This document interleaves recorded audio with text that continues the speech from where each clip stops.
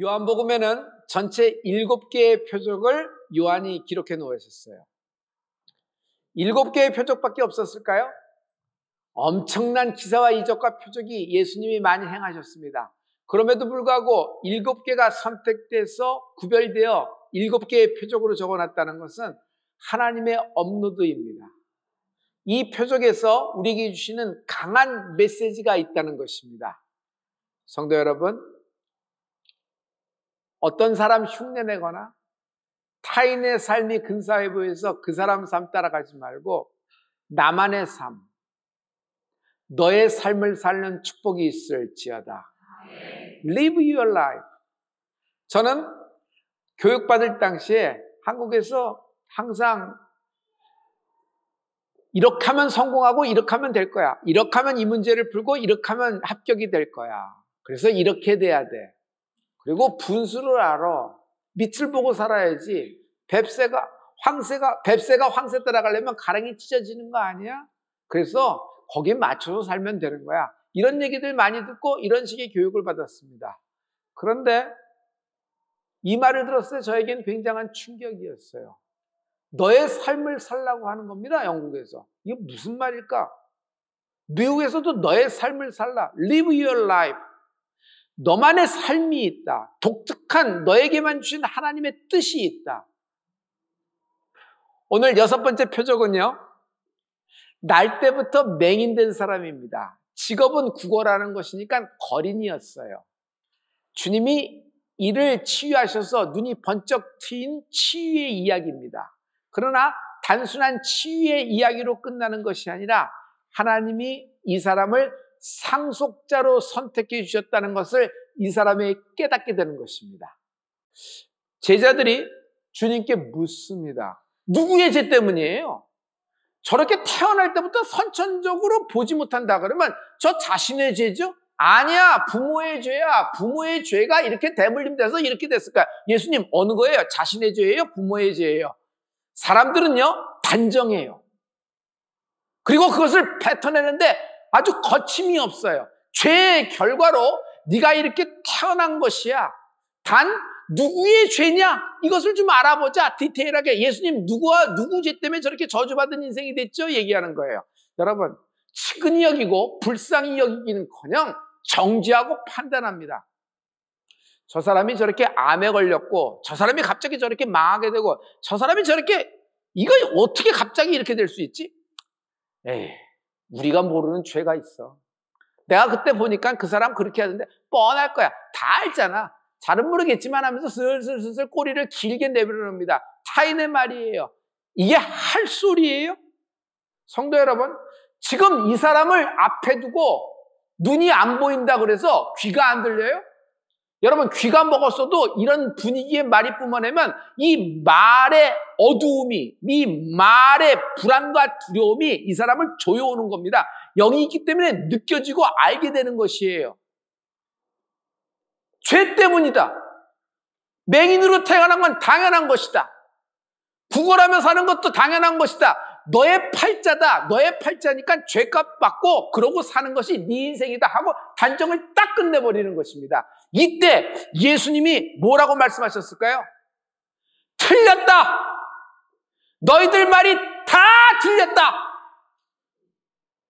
요한복음 9장 3절에 보면 주님이 이 답에 대해서 이렇게 말씀하고 계세요. 우리 이 말씀을 다 같이. 예수께서 대답하시되 이 사람이나 그 부모의 죄로 인한 것이 아니라 그에게서 하나님이 하시는 일을 나타내고자 하심이라. 그에게서 하나님이 하시고자 하는 그 일을 나타내려 하심이라. 당신에게서 하나님이 하시고자 하는 그 일을 나타내실 것입니다. 이거 쉽게 얘기하죠. 이게 무슨 말이냐면 반드시 내게는 일어나야 될 일이 있다. 내 인생 동안에 반드시 내게는 일어나야 될 일이 있다. 할렐루야. 그냥 치유뿐만이 아니에요.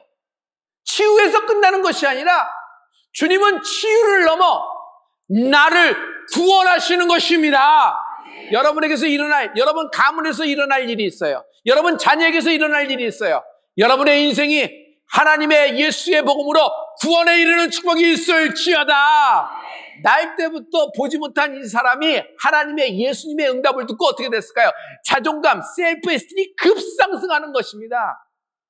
나는 팔자요 운명이요 빌어먹고 사는 것이 내 인생이라고 생각했는데 확 올라오는 것이에요. 여러분, 나 아닌 나가 있어요. 나 아닌 나는 어떤 나죠? 여러분, 자아의식이라 그래요.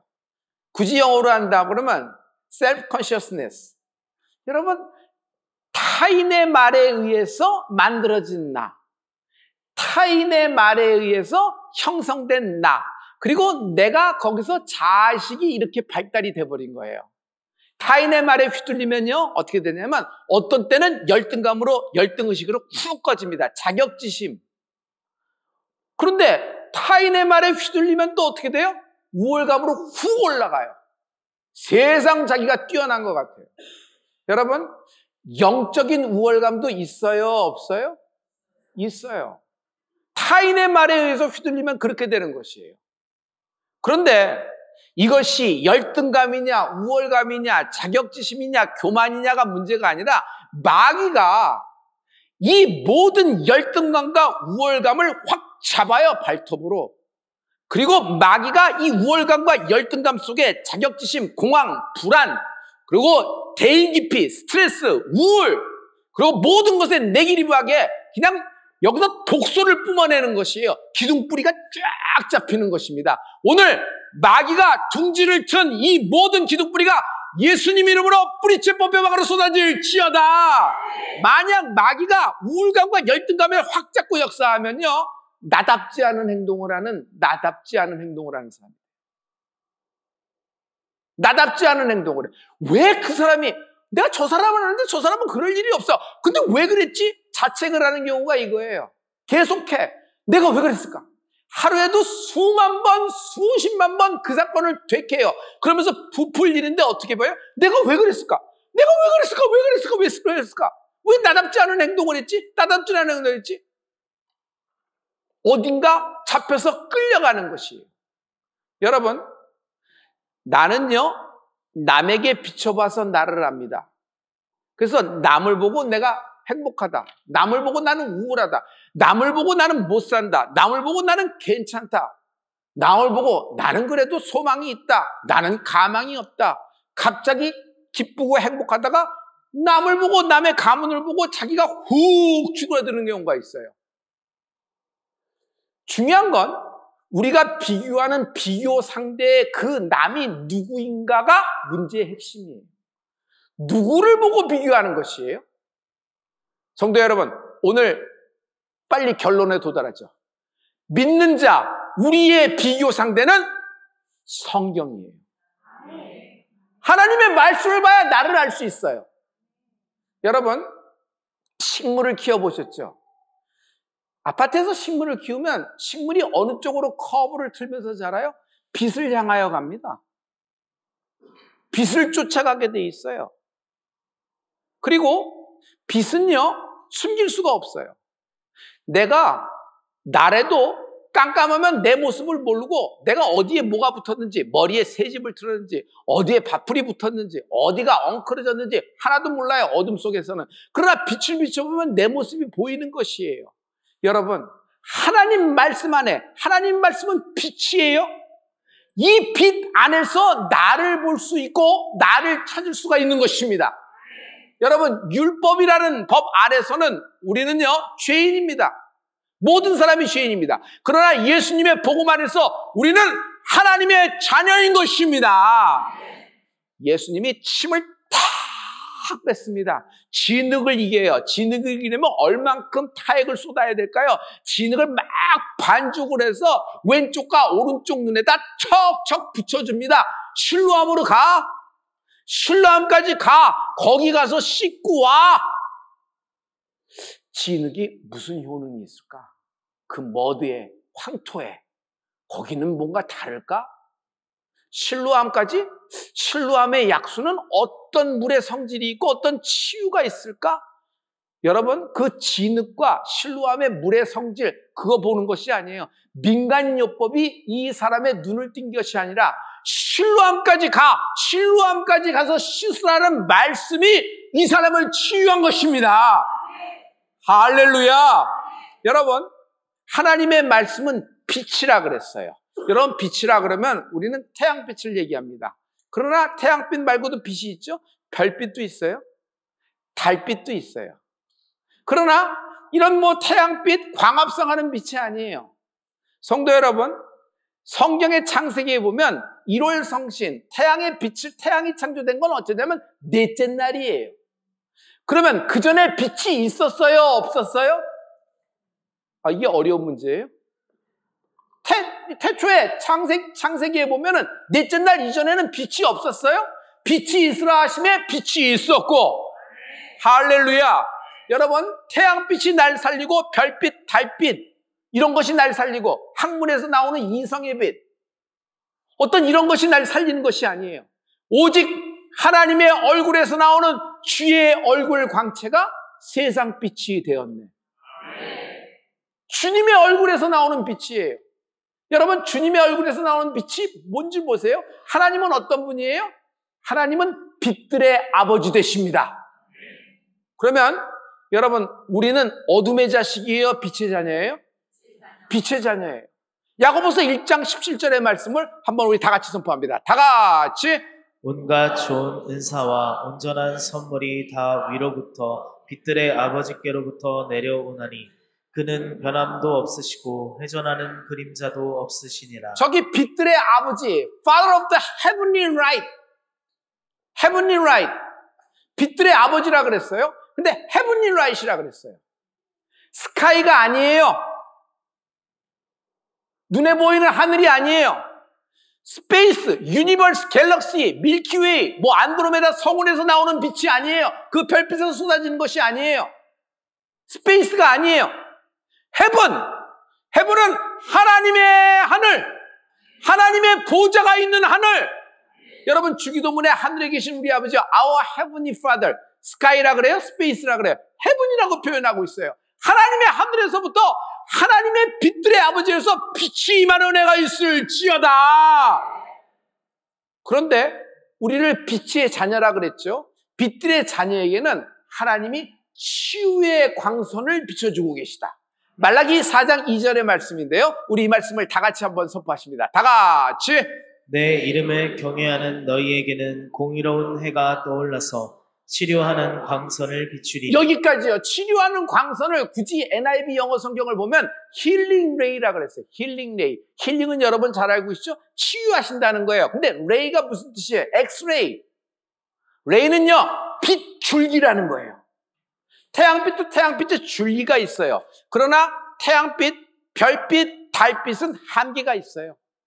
이쪽에서 비치면 지구 반대편은 밤입니다. 한계가 있는 거예요. 별빛과 달빛도 반짝이느나 여러분 한계가 있는 거예요. 그러나 하나님의 보좌, 하나님의 얼굴에서 나오는 생명의 빛, 생수의 빛, 생기의 빛, 모든 죽어가는 영혼을 살리는 하나님의 빛 되신 하나님을 찬양합니다. 이 빛이 빛 줄기가 되어 스페이스를 뚫고 온 우주와 대기권과 온 하늘과 구름과 모든 여러분의 문제와 어떤 상황과 어떤 걸림돌을 뚫고 나를 향하고 있다. 지금 여러분 예배를 드리고 있습니다. 여러분 말씀을 듣고 있습니다. 빛을 보고 있는 것이에요. 성도 여러분, 빛은 치유하는 것입니다. 하나님이 빛으로 역사하시는 거예요. 79년에 우리 아버님이 실로암을 가셨어요. 실로암에 갔더니 예루살렘 성 안에 실로암이 있는 것이 아니라 성문 밖에 있더라는 말씀이에요. 그런데 그 실로암까지 가려면요, 예루살렘 성 다윗의 문에서 나와가지고 가파른 산비탈길을 한참 내려가야지 실로암에 있다는 거예요. 만약 자동차가 올라온다 그러면 그 당시는 매뉴얼이 있잖아요. 일단 기어를 넣어야지 겨우 올라올 수 있는 그 정도의 길이고 그나마도 오솔길이 되었다는 거예요. 96년도에 우리 아버님이 두 번째 거기를 방문했습니다. 예루살렘에 갔더니 그 실로암까지 가는 길이 포장도로가 되었다는 겁니다. 여러분, 지금 예수님이 이 사람을 만났을 때 실로암까지 가는 길은요, 2000년 전의 일이에요. 그 길이 어땠을까요? 진흙 턱턱 붙이고 보지 못하는 이 사람은 그 길로 내려가면서 자빠지고 깨지고 부서지고 굴렀을 것입니다. 여러분, 거기다 그것만 있는 것이 아니에요. 진흙이 붙여졌어요. 여러분, 눈이 멀어서 답답한 사람에게 진흙을 이겨서 왼쪽과 오른쪽에 더 붙이면은 여러분 시원합니까? 깝깝합니까? 더 깝깝하고 더 죽을 지경이 되는 거예요. 이 사람은 이거 떨어질까 봐 잡고 이거 붙잡고 가니까 무게중심도 못 잡아서 넘어지기 힘들어요. 그러니까 힘든 거예요. 5만 가지 생각이 다 떠오를 겁니다. 이거 미친 짓이다. 내 팔자에 무슨 고쳐보겠다고. 이거 과연 맞아? 이렇게 하는 것이 맞아? 아니 꼭 거기까지 가야 돼? 아니 주님, 아니 그냥 중간에 주전자 갖다가 물 씻어갖고 이거 딱 하면 안 돼? 꼭 실로암 물이 돼야 돼? 예수님은 오병을 일으키신 분이에요. 자기 주변에서 자기에게 이렇게 모든 것을 합분 준 사람들에게 얘기를 들어보니까 예수님이 만드신 오병이요 맛을 본 사람도 많어. 그런데 그분이 그냥 그 자리에서 그냥 한마디로 눈뜨게 하면 되는데 왜 내일 생고생시키냐? 원망과 짜증이 확 일어나는 거예요. 그냥 뭐라 그럴까? 그냥 너무 힘든 겁니다. 여러분, 오늘의 팩트는 이거예요. 이 태어날 때부터 눈에 문제가 있었던 이 남자는요, 어쨌거나 실로암까지 갔다는 거예요. 내가 중단하면요, 하나님이 계획한 예비한 기적도 중단되는 거예요. 그러므로 흔들리지 말고 끝까지 가는 은혜가 있을지어다. 여러분, 다니엘이 그날 거기서 20일째 중단해버리면 뭐 꼭 더 넘어가야 돼. 20일을 했는데 20일이 됐는데 안 되는. 거기서 중단하면 거기서 스톱되는 거예요. 아브라함이 모리아산 올라갑니다. 쭉 올라갑니다. 7분 능선쯤 돼서 이거 과연 맞아? 이런다고 뭐 벌써 뭔가 이 조짐이 있어야 되는데 아무런 사인도 없잖아. 거기서 중단하면요, 여러분 하나님이 예비한 수양도 중단되는 거예요. 한국말에 참 좋은 말이 있어요. 여러분 아세요? 가다가 중지하면 아니간만 못한 거예요. 끌려가지 말고 쫓아가는 축복이 있을지어다. 예수 믿는 사람은 처음에 하나님이 강압적으로 역사합니다. 어떻게 내가 이 자리에 왔지? 내가 어떻게 여기 성전에서 지금 여기서 예배드리고 있지? 지금 내가 뭐 하는 거지? 뭐 어떤 힘에 끌려서 온 거야? 할 정도로 그냥 끌려오는 경우가 있어요. 그 끌려갈 때는요, 갑자기 고난, 시험, 환난, 없던 문제까지 생겨서 죽을 지경에 가요. 그래서 꼼짝달싹도 못하게 하나님이 만들어서 확 잡아서 끌고 가버리시는 겁니다. 근데 이것이 은혜라는 겁니다. 할렐루야. 어떤 사람은 질병 때문에 끌려가는 경우도 있어요. 그러면 당신을 끌고 가고자 질병을 주셨다는, 당신을 끌고 가고자 하나님이 가난을 주셨다는 얘기예요? 절대로 그렇지 않아요. 오해하지 마세요. 이 문제에 대해서 오늘 정확하게 말씀하시는데 6번째 표적에서 주님은 이것이 누구의 죄가 누구의 잘못 무엇 때문에 원인이 됐다는 얘기를 하지 않으시지만 분명한 것이 있어요. 너에게서 하나님이 하시고자 하는 그 일을 나타내려 하심이라. 내 가운데, 내 인생 가운데 악이 벌어진 거예요. 공황이 벌어지고 슬픔이 벌어지고 내가 해오지 못할 망할 지점이 벌어진 거예요. 그러나 하나님은 이 악을 선으로 바꾸시는 분이십니다. 처음에는 끌고 갑니다. 그러나 어느 순간 믿음은요, 다음 판으로 진입해야 됩니다. 쫓아가는 축복이 있을지어다. 쫓아가는 건요, 자기의 선택입니다. 자기의 의지가 돼서 쫓아가는 겁니다. 힘들어요. 쫓아가도. 어려워요. 헉헉대요. 여기까지만 가면 되겠는데 벌써 저기가 있어. 또 가면 또 저기 있어. 또 저기가 있어. 그러니까 힘들어요. 그러나 쫓아갈 때, 믿음으로 쫓아갈 때 여러분, 하나님의 위대한 역사가 당신을 기다리고 있습니다. 빌립보서 3장 14절에 쫓아가라는 말씀을 한번 확인해 보죠. 우리 이 말씀을 다 같이. 표대를 향하여 그리스도 예수 안에서 하나님이 위에서 부르신 부름의 상을 위하여 쫓아가노라. 여러분, 쫓아갈 때 하나님의 놀라운 역사가 있어요. 할렐루야! 할렐루야! 여러분, 실로암까지만 가면 돼요. 나만의 실로암이 있어요. 결국 아무것도 아닌 것 같이 될 것이다. 아멘. 사랑하는 성도 여러분, 실로암은 장소가 아니라 말씀이다. 실로암 가서 씻으라 그랬어요. 주님의 말씀을 따라가는 것이에요. 상황, 환경, 심지어 여러분의 질병, 멘탈의 암, 불행한 일, 공황, 상대하기 힘든 상대, 관계에 휘둘리지 마세요. 사람에게, 상황에게 휘둘리지 않는 은혜가 있을지어다. 여러분, 실패를 두려워하지 말고 실패할까 무서워 아무것도 못하는 당신을 두려워하세요.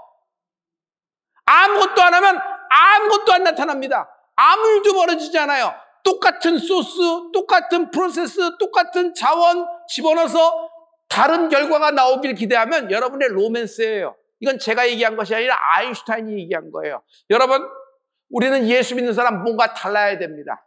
상황, 환경, 조건, 문제, 여러분 세상 사람들이 뿜어내는 얘기에 올라갔다 내려갔다 나 아닌 나가 나답지 않은 행동을 할 필요가 없어요. 여러분, 하나님이 나를 하나님의 자녀로 불러주신 거예요. 할렐루야. 자녀이면 야라씨, 하나님의 야라씨, 그리스도와 함께한 야라씨. 자녀이면 상속자, 하나님의 그리스도와 함께한 상속자. 나는 상속자, 상속이 예정되어 있다. 여러분, 상속받는 날 생각해 보세요. 어떤 일이 벌어질까? 그냥 기뻐서 길길이 뛸까요? 그런 것도 있겠죠. 그러나 아버지가, 어머니가 이처럼 나를 사랑하셨구나를 깨닫게 될 거예요. 할렐루야.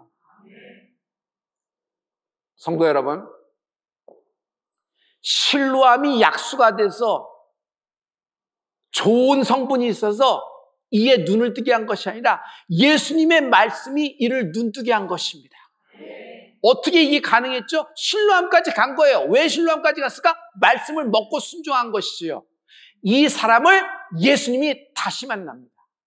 이 사람이 예수님께 다시 찾아오는 것이 아니라 예수님이 직접 이 사람을 만나러 가서 두 번째 만나는 장면이 요한복음 9장 35절과 38절에 있어요. 여러분, 이 말씀을 다 같이. 예수께서 그들이 그 사람을 쫓아냈다 하는 말을 들으셨더니 그를 만나사 이르시되 내가 인자를 믿느냐? 이르되 주여 내가 믿나이다 하고 절하는지라. 지금은 치유, 신원 이런 얘기 안 하세요. 너 인자를 믿느냐?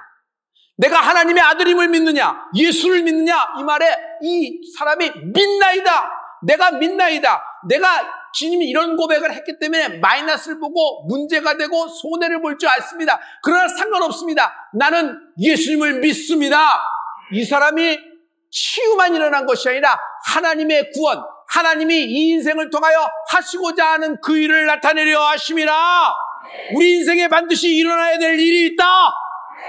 하나님의 구원이 임한 은혜가 있을지어다. 하나님의 자녀가 된 것입니다. 여러분, 당신은 하나님의 자녀입니다. 가슴을 비십시오. 눈을 크게 뜨십시오. 지금 앞에 있는 골리앗과 풍랑이 여러분을 삼키지 못합니다. 말씀을 갖고 있는 여러분, 하나님의 하늘에서부터 내려오는 하나님의 빗줄기, 하나님의 치유의 양손이 임한 은혜가 있을지어다. 이 풍랑을 뚫고 가게 될 것입니다. 이 불안과 공포와 우울과 공황장애를 뚫고 가게 될 것입니다. 이 가난을 뚫게 될 것이고 이 문제를 뚫어버리게 될 것입니다. 이번 수험생에게 하나님의 놀라운 하나님의 역사가 있을 줄 믿습니다.